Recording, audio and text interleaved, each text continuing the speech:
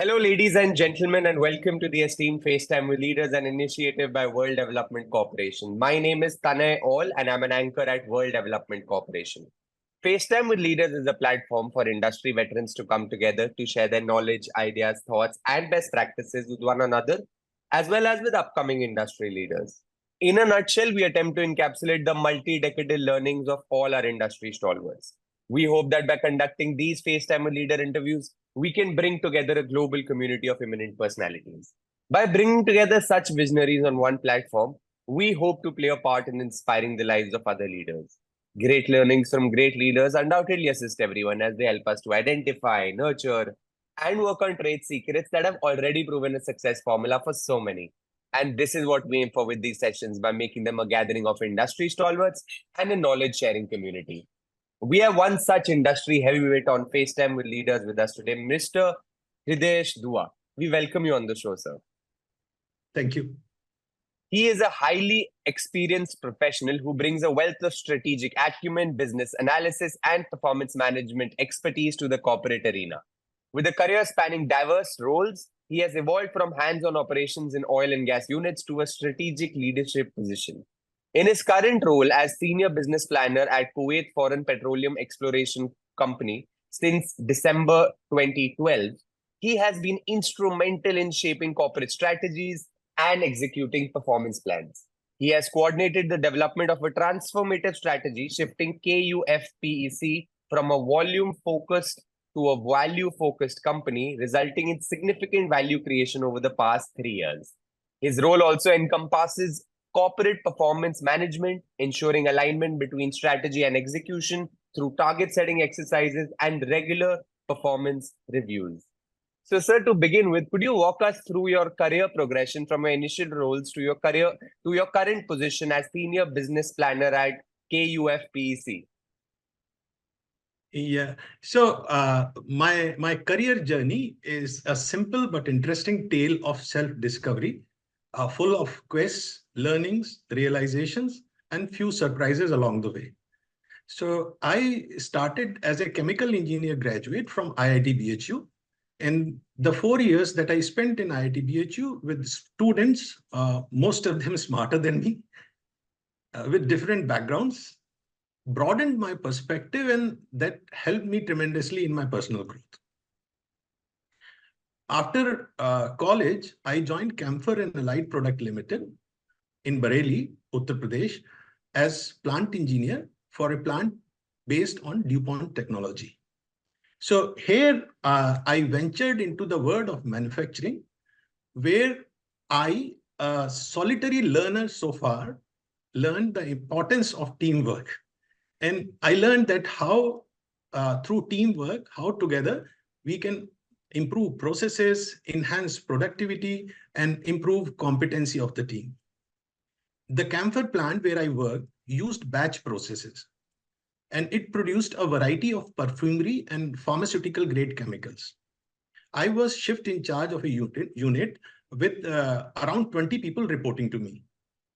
So as a young person, just graduated from the college, I was seeing for the first time the industrial scale practical application of the concepts that were there in science and engineering books. I felt that I was navigating the intricate dance of chemistry and engineering. In this environment, what turned out to be very useful, surprisingly, was some very simple 10th grade mathematics concepts. Things like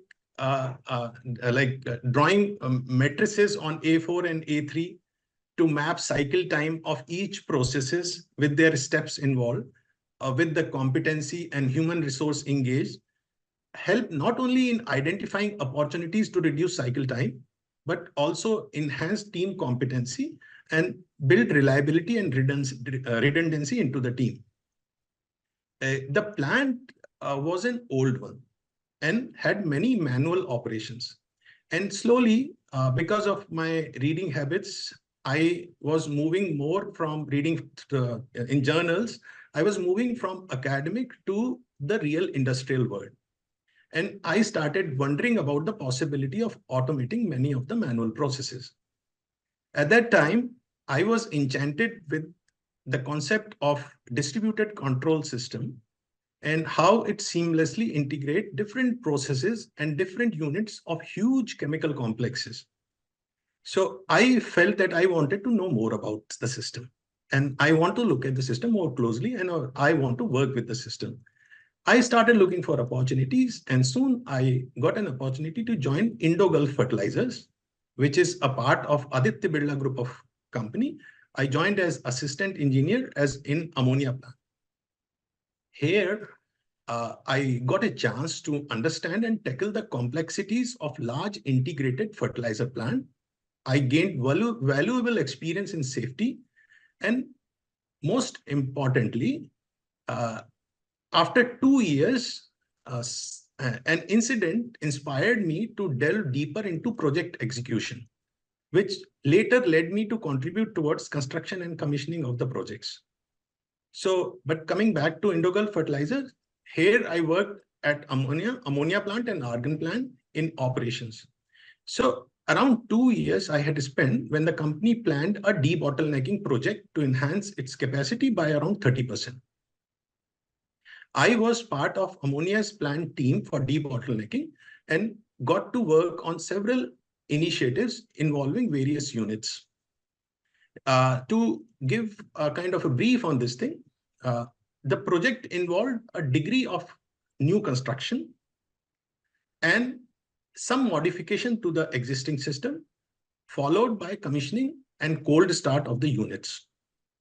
The complexities and challenges encountered in construction and commissioning proved to be intellectually stimulating and satisfying to me. I started looking for such an opportunity within and outside the Aditya Birla Group of companies. So essentially, to kind of summarize here, so having worked in monitoring and controlling of projects, my newfound interest was to move to execution stage of the project. Soon I got an opportunity with GAIL, a leading Indian public sector company, to work in construction and commissioning of GAIL's first petrochemical unit at Pata in Oraya. Here, I contributed towards the commissioning and operations of some of the critical upstream unit of petrochemical plant. I spent around 3 years in execution of the projects, after which I was chosen to work for project planning department in head office at Delhi. So this project planning department works on conceptualization and initiation of the project. So that is the pre-execution part. So from monitoring and controlling in operations to execution by participating in construction and commissioning, I was moving to initiation and planning of the projects. So I was getting opportunity to participate in each phase of the project life cycle. And it was here in GAIL that I played role in helping the company to convert some of the opportunities into projects in the areas of natural gas and LPG pipelines and gas processing unit. But my experience kept evolving. When I was completely involved in project planning work, I was not aware that I will be chosen to contribute towards shaping the future of GAIL, a major public sector undertaking, by contributing to its transformation through strategic planning. GAIL, a public sector undertaking with majority government holding, was by then a listed company. And it was involved in organizational transformation exercise, a part of which was to have a corporate planning and a strategy department. Luckily, I was one of the first few members handpicked by senior management for corporate planning group, where we, along with A.T. Kearney, the management consultants, worked to develop GAIL first long-term strategic plan, and we designed a corporate performance management system. Here, I realized that I enjoyed working on things like market analysis, working on models to draw meaningful insights, and to evaluate the market opportunities. So I felt the need to have an additional degree of MBA. I started applying to the colleges, and I was selected by FMS Delhi and IIM Indore. I went with FMS Delhi as up in their part-time course for 3 years, and I enjoyed the complementary combination of MBA studies and my work in corporate planning and strategy department. In the meantime, the company was looking to expand its presence in LNG market, and that was very much in alignment with rising needs of India's growing economy. So one such opportunity came when Government of India initiated the restructuring and revival of Dabhol Power Company. So Dabhol Power Company, as many of us know, is or was an Indian subsidiary of Enron USA. The incomplete abundant project that was an integrated power plant with LNG storage and regasification terminal. The way that I saw this thing was that this incomplete and abundant project reflected to me the unethical practices followed by Enron at that time. And I felt that was the reason that led to its downfall in US. So essentially, to cut the long story short, Government of India roped in GAIL and NTPC as equity partners, and State Bank of India, ICICI, and few other banks as lenders to first financially restructure and revive the company, and thereafter complete the project. So I was chosen to participate in GAIL's team for revival of Dabhol Power Company, and later participated in completion of the construction and followed by commissioning of LNG storage and regasification part of the integrated power plant. GAIL's strategy that I was part of the team which formulated it some 4 or 5 years back was by now working well. And the company was looking further to extend its presence across the value chain to exploration and production of oil and gas.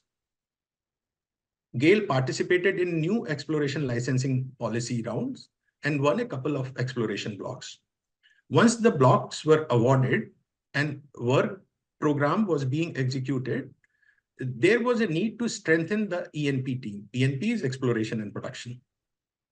So having worked in downstream and midstream, by downstream, I mean in fertilizers, in petrochemicals, and by midstream in LNG and natural gas pipelines, I saw this as a very good learning opportunity, and I tried for it, and I was given a go-ahead, and I joined E&P group of the company.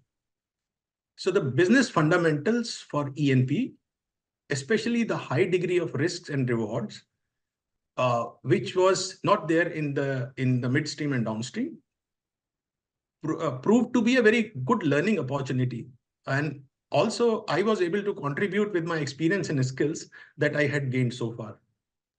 But by this time, I had sufficient experience, and I was conscious about the key issues that hinder a project. So especially things like poor planning, unclear goals, not properly defined scope, insufficient resources in terms of budgetary constraints and staff, sometimes weak leadership, weak governance, communication breakdown, and most importantly, I saw in some of the cases of failure, inadequate risk management. So in my position, I was doing my small bit to try to address these challenges in whichever project I was working. But consciously, I was looking for kind of a more engineering approach, a structured business process that can adequately take care of such gaps in the project management. So that search was going on, and at the same time, I had spent around 1 year in exploration and production group, where I after 1 year, I got an opportunity to work as business planner in a joint venture of Chevron and KGOC in Kuwait.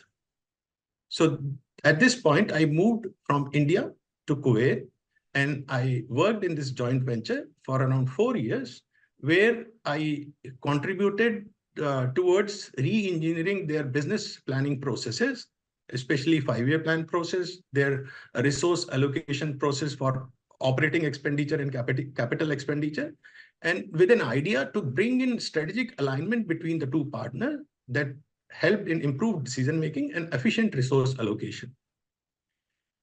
Importantly, it was here that my search for a structured process to take care of the gaps in project management saw some light. Working in a Chevron's unit exposed me to their decision-making and project management processes. One of the friendly seniors there guided me towards a certificate program from Stanford University, titled Stanford Strategic Decision and Risk Management Program.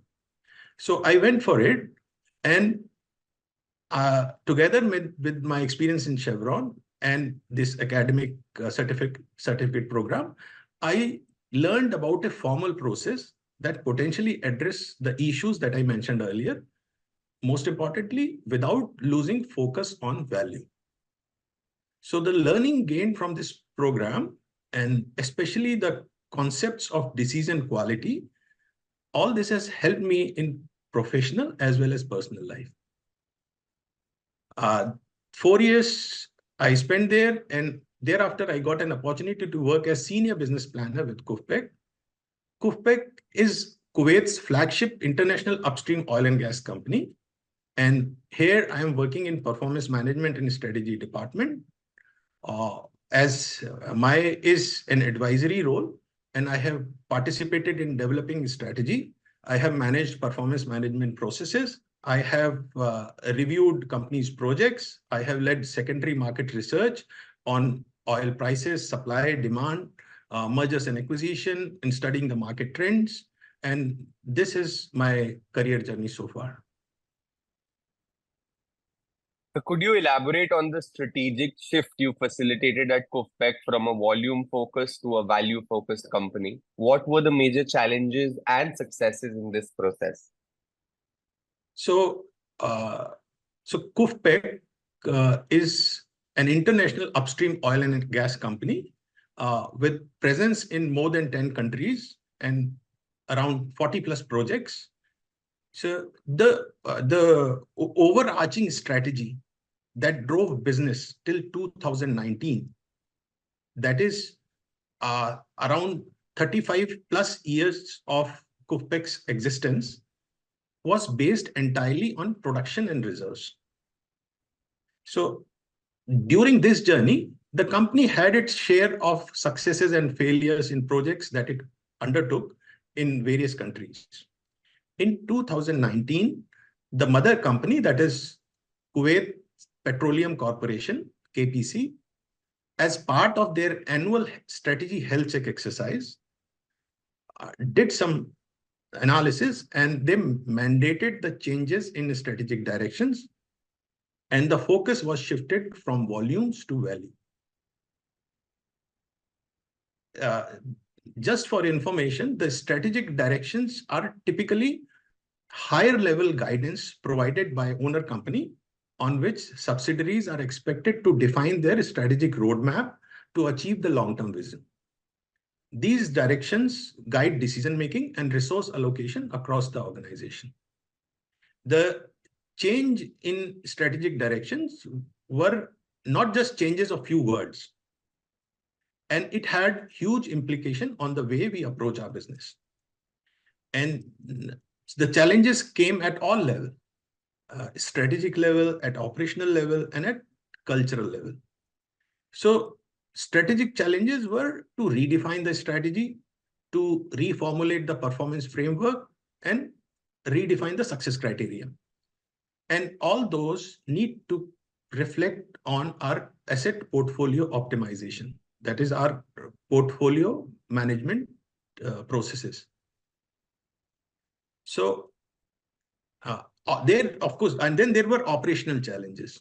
So while we were doing our little things to manage the cost, to bring on improvement, one of the strategic direction mandated that to have some operational excellence in our processes. So operational excellence is to have a system, a process, and most importantly, a culture to make continuous improvement that can be measured and monitored.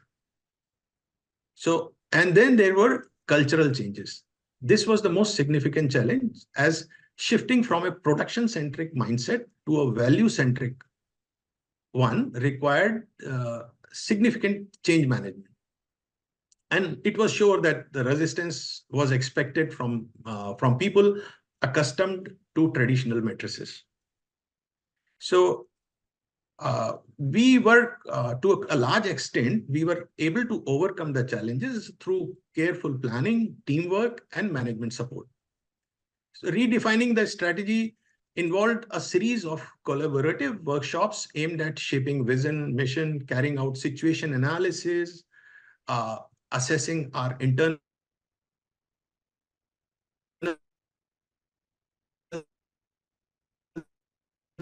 situation, reviewing up, and along with it, carrying out external situation analysis, which was about benchmarking ourselves in among the peers, studying the market trends, studying the business models adopted by leading companies. And this was combined with SWOT analysis, which is strength, weaknesses, opportunities, and threat analysis, to help in identifying the kind of key strategic options for the company. So now these key strategic options, once approved, the onus was to make it executable. So these strategic options needed to be converted to KPMs and strategic initiatives. So to make strategy executable, we defined strategic objectives, and these objectives were further cascaded into KPMs and strategic initiative to help in measuring and monitoring the performance. So this sets our performance management framework, and it defines the strategy map where these elements are linked. So now, once this is done, it was quite evident that success would require that these changes be clearly communicated and understood across the organization. So we developed a communication campaign that consisted of multiple physical and online presentations, meetings, and we complemented this with many online activities like quizzes, informative postmasters, and most importantly, we started a culture of giving information to the employees and on how the corporate is performing, so that they can link their performance with the corporate performance. And this is working so far. Company is doing good in the last 3-4 years. Cash flows and profits have broken the records, past records, historical records have been broken. And I would say that the 3 years or 3 or 4 years down the line, but it is still a work in progress. And we are in a pretty good shape, I must say.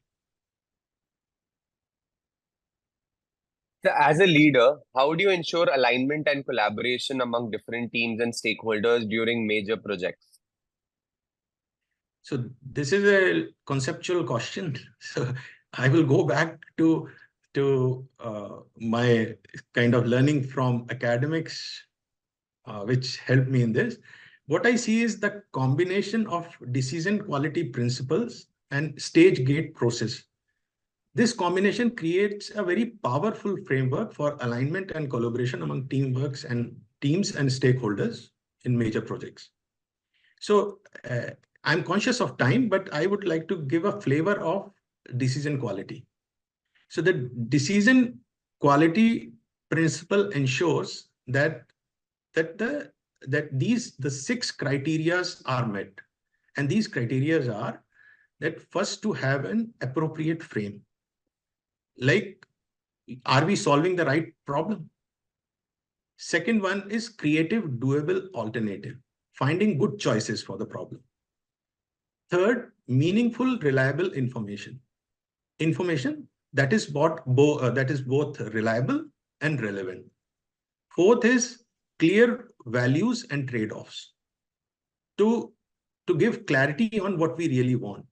And then fifth is sound reasoning in light of all the information that we have, finding the best alternative that gives the greatest value.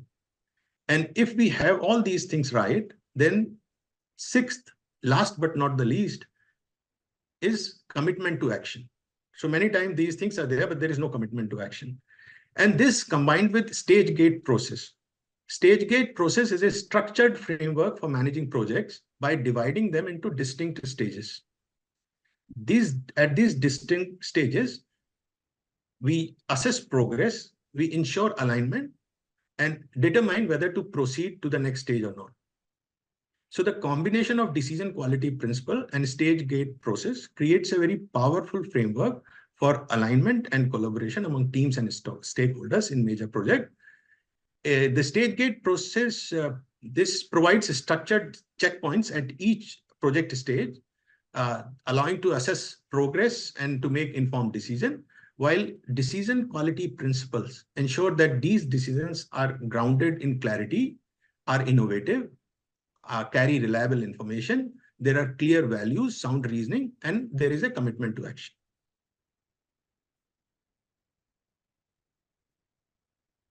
So how and when did you develop an interest in ESG and corporate governance? There were cases like Enron in US and Satyam in India. These cases highlighted the importance of corporate governance, but for quite long, to tell you the fact, to my mind, these were the cases of not following the rules of game. Like not following proper disclosures, not following proper accounting procedures. But over time, my understanding has got better.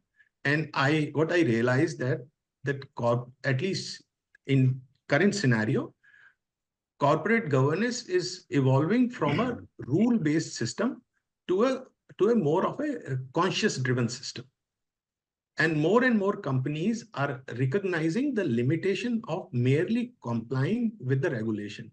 And the companies, and if you look at the voluntary activities and the disclosures that the companies are doing, it is very clear that the companies are seeking to adopt principles-based approach.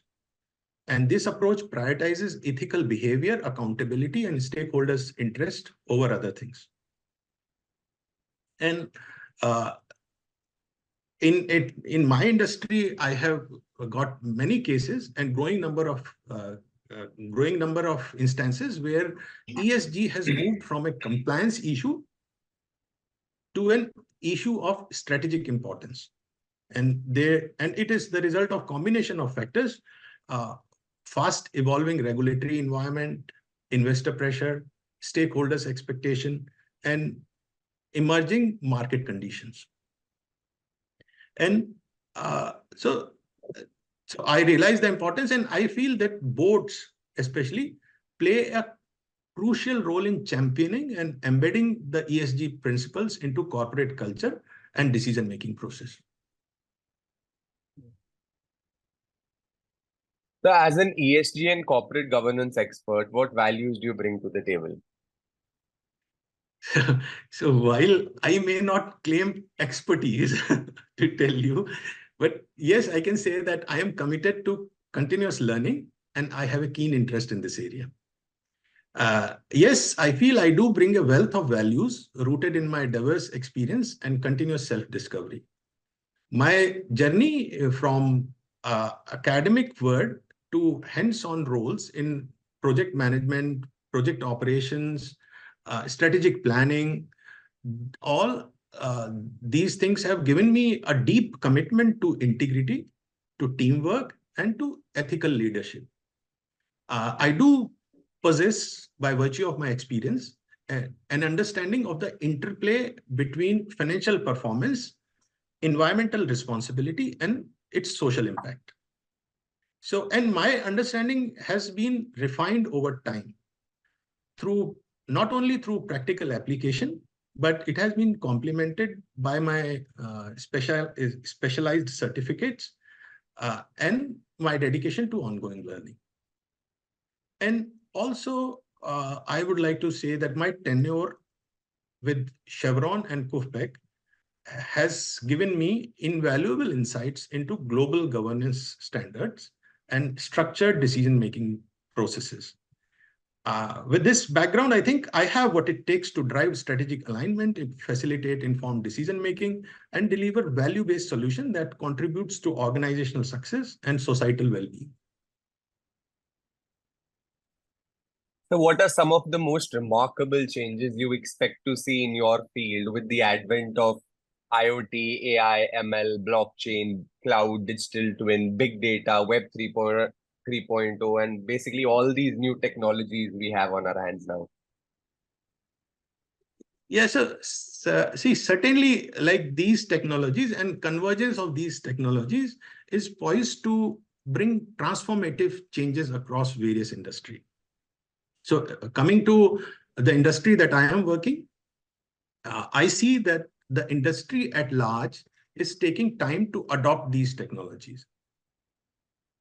But at the same time, I see some of the market leaders, especially the big companies as Exxon, Shell, Chevron, BP, ConocoPhillips.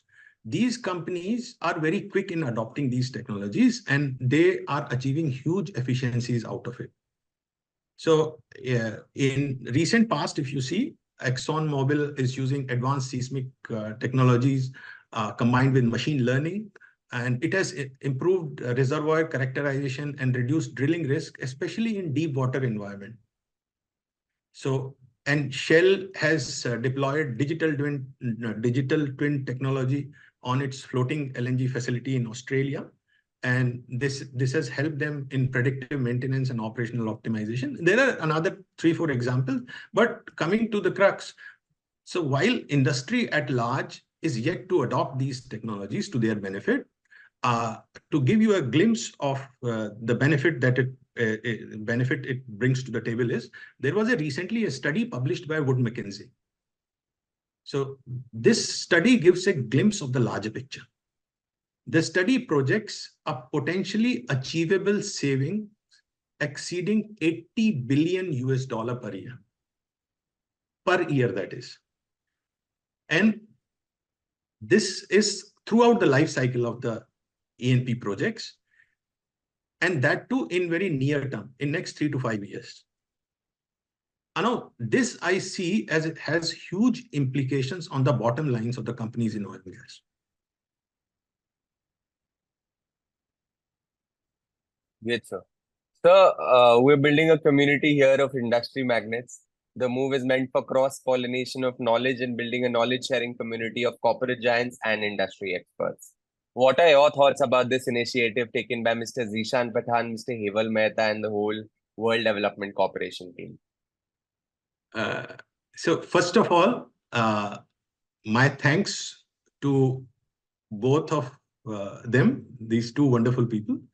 And I think that this initiative can have far-reaching of benefits. And the benefits range from knowledge sharing, networking to professional growth. I believe that by fostering collaboration, innovation, and fellowship, such a community can drive positive outcomes for its members and for the industry as a whole.